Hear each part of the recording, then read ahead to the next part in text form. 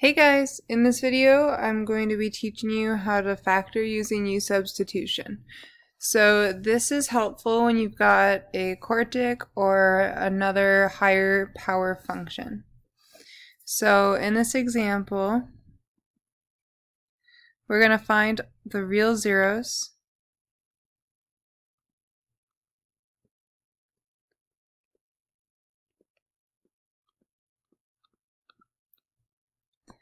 of f of x equals, actually I'm going to write it over here, f of x equals x to the fourth minus 3x squared minus 4. So we've got three terms, and it's not a quadratic, and we have no greatest common factor that we can factor out. So another method is u-substitution. And for u-substitution, what we do is we let u equal x squared. Now, u is what we're going to substitute in, and we are choosing x squared because if I look at what I currently have, if I change this x to the fourth to be x squared squared,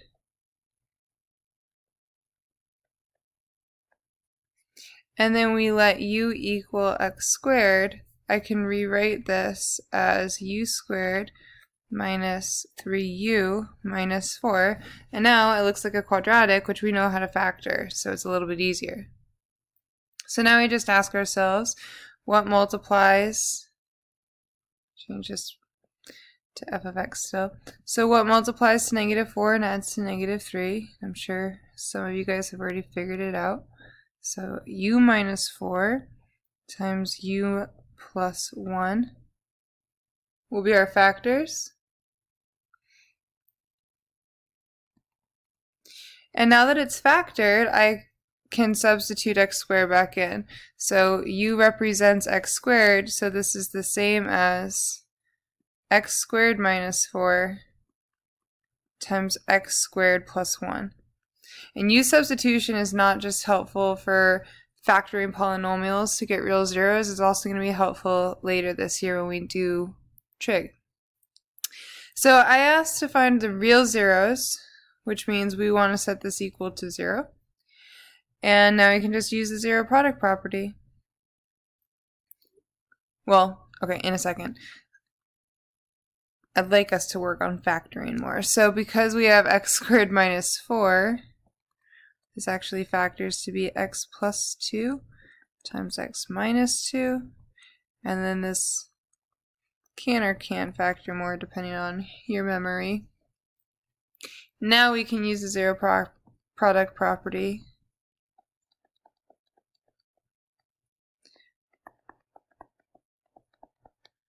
Just to remember how to factor. So negative 2 equals x, positive 2 equals x, and then we get negative 1 equals x squared, and then you can actually just stop right here because hopefully you're thinking, well, if I take the square root I get a plus or minus I, and I asked for real zeros, so this is not a real zero. And that's it. So my real zeros are going to be at negative 2 and positive 2. And yeah, we could have just set x squared minus 4 equal to 0, but it is important that you guys remember how to factor completely. Quick u-try.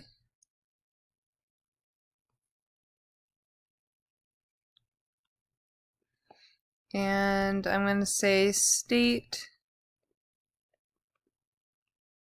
the possible real zeros, turning points, which we talked about last week, and find the real zeros.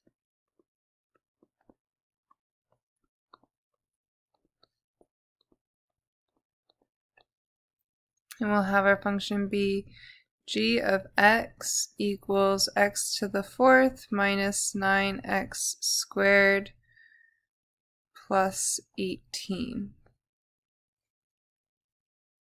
So why don't we pause the video and work on this either alone or with the person sitting next to you, and then I'll do it as well.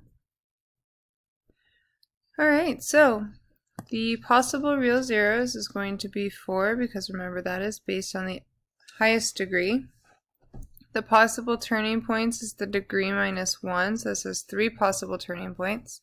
And then to solve for the zeros, I'm going to set it equal to 0. Let u equal x squared to help me factor. And then my factors are x squared minus 3 and x squared minus 6. And I solve, my possible real zeros are going to be plus or minus root 3 and plus or minus root 6. So we have 4 real zeros. Let's do one more u-try that's a little bit more challenging, but not too bad. We'll say f of x equals x to the 6th minus 6x cubed minus 16. Same idea, possible real zeros, possible turning points, and then solve for the real zeros.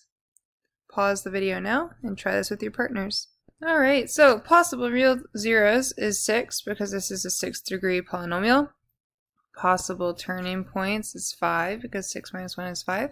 And then because this is x to the 6th minus 6x cubed, if I let u equal x cubed, I can use u-substitution and factor this like a quadratic. So my factors end up being x cubed minus 8 and x cubed plus 2. So then I add 8, and the cubed root of 8 is 2. Subtract 2, and the cubed root of negative 2 is just the cubed root of negative 2. And this is real because you can have the cubed root of a negative number. And that's it.